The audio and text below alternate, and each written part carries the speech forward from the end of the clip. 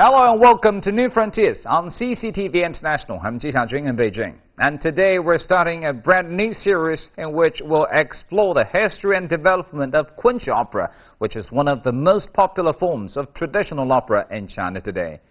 Kunqu opera can trace its origins back to the late Ming Dynasty and a small town south of the Yangtze called Kunshan. In some quarters, Kunqu opera is regarded as the ancestor of all opera in China. It has even been described as one of the three sources of world opera. Kunqu opera, it's also said, has at one time or another embraced every influence imaginable, from music and dance to poetry and the world of the spirit, and even the very soul of the Chinese nation. All of which makes it hard to imagine that there was a time when Kunqu opera completely disappeared.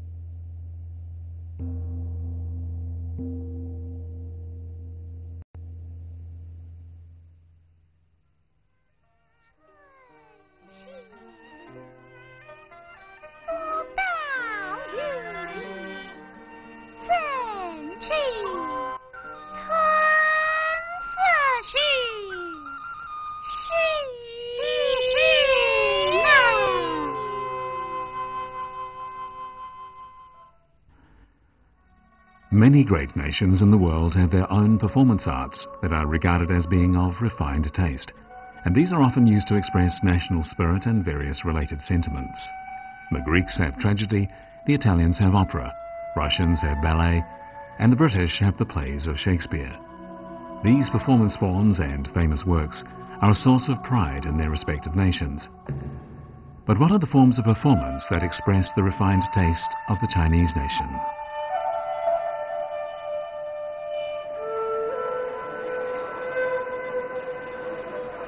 Today, with the camera, we place on record the entertainment forms of our time. But what did the ancestors of today's Chinese watch and listen to hundreds of years ago? Can we probe their spiritual world?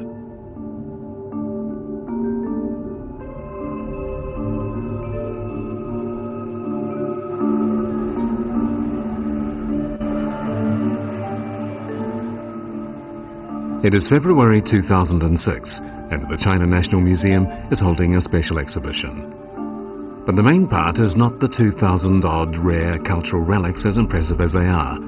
The chief exhibits are intangible items that were once part of life in ancient China and which have survived the times and recent periods of great social change. As such, they are part of what UNESCO has designated the oral and intangible cultural heritage of mankind.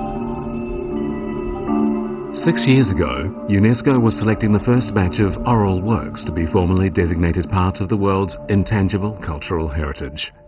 To the surprise of many people, selected for inclusion by unanimous vote was Kunqu opera, a traditional opera form from China. With this decision, from 2001, Kunqu opera, a form that had been in oblivion for many years, began to attract increasing numbers of theatregoers.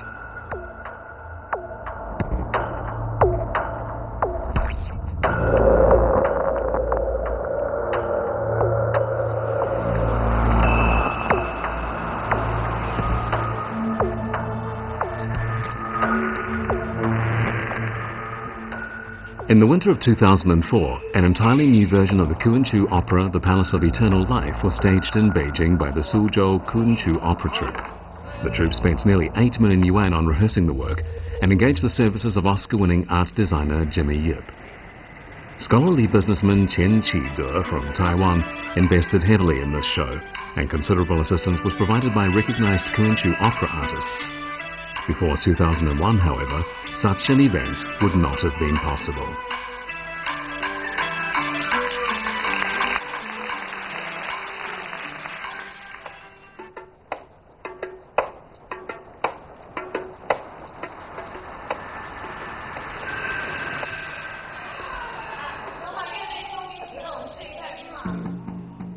A new version of the opera Peach Blossom Fan is being rehearsed by the Jiangsu Provincial Kunqu Opera Troupe, with a cast composed of many top artists from China, Japan and South Korea. The director is Tian Qinxin, a woman who is an up-and-coming director of stage plays in China. The playwright who adapted the work named it Peach Blossom Fan 1699 as part of an approach that would attempt to portray an historical event in a way that would draw ordinary theatregoers into a dreamy atmosphere of the ancient past.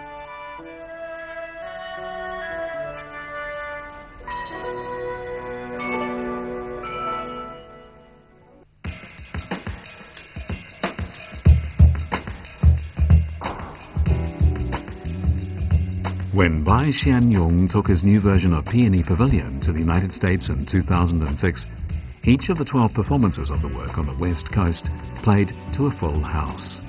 American theatregoers praised the production as incredibly refined and beautiful, with one theatre critic comparing its sensational effect to that caused by Mei Lanfang's performance tour of the US in 1930.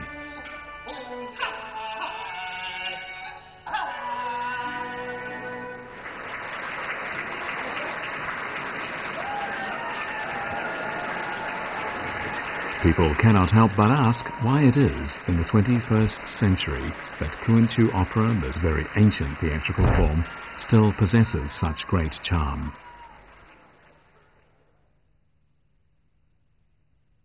The question is, what is it that has made Kunqu opera what it is today? Looked at another way, how has it changed in the course of the past 600 years? And what is it about Kunqu opera that has allowed it to survive all this time?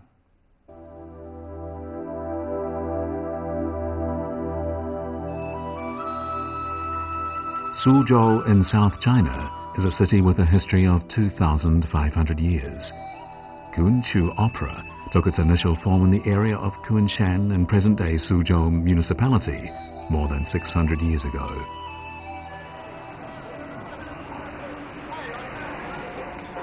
Shantang Street in the city of Suzhou was developed during the Tang Dynasty, and for more than 1,000 years it has been a showcase of the city's prosperity.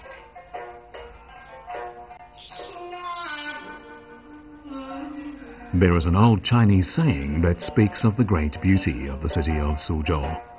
There's paradise in heaven, and there's Suzhou and Hangzhou on earth. As the lifestyle of Suzhou residents went beyond the imagination of the majority of ordinary Chinese, they compared Suzhou to paradise.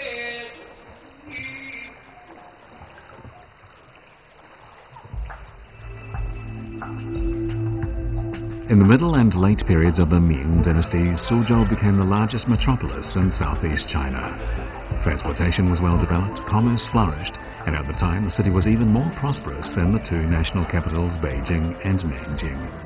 The price of land in Suzhou was higher than anywhere else in the country. The city provided 1/10 of the national revenue in the form of grain and taxes, and almost all the daily necessities demanded by the royal family. Suzhou set the level for the nation's highest standard of living.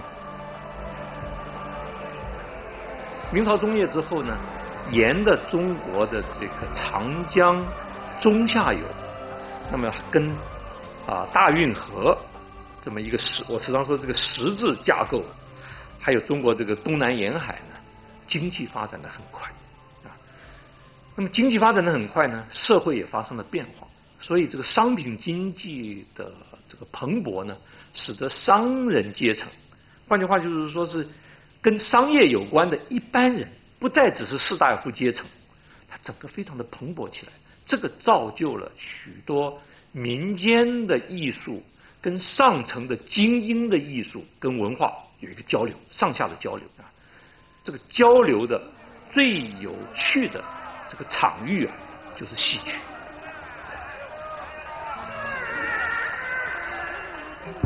The most fashionable pastime in the Suzhou of the time was watching Kunqu opera and playing a role in the Kunqu opera performance. During Mid-Autumn Festival, an annual Kunqu opera fair was held at Huqiu Hill, and at this time, the whole city of Suzhou would be turned into a sea of celebration.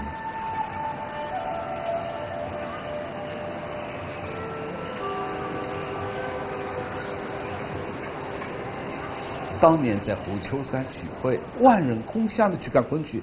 我说只有古希腊的大圆剧场的悲剧演出才曾经出现过这种景象，否则我很难比较哪个民族的戏剧演出曾经出现过如此如火如荼的狂热场面。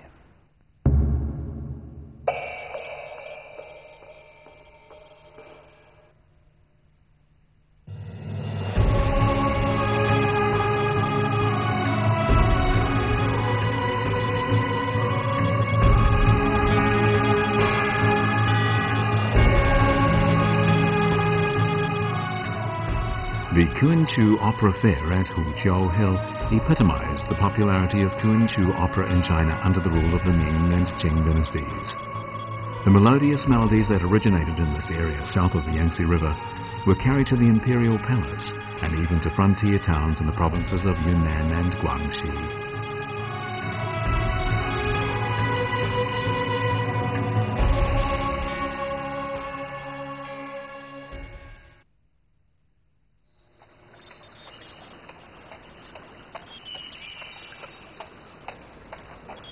During the Ming dynasty in the 1600s, an Italian missionary by the name of Matteo Ricci came to China. At this time, Europe was rising rapidly, but China was still the richest country in the world. To the eyes of Matteo Ricci, the Chinese Empire had everything necessary for the life and happiness of its people: food and clothing, ingenious gadgets, and luxury goods.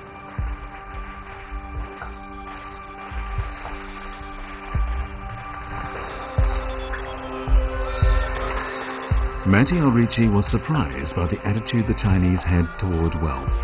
As he saw it, vast wealth had not nurtured in the Chinese an ambition for territorial expansion and conquest of other countries. They behaved politely, were well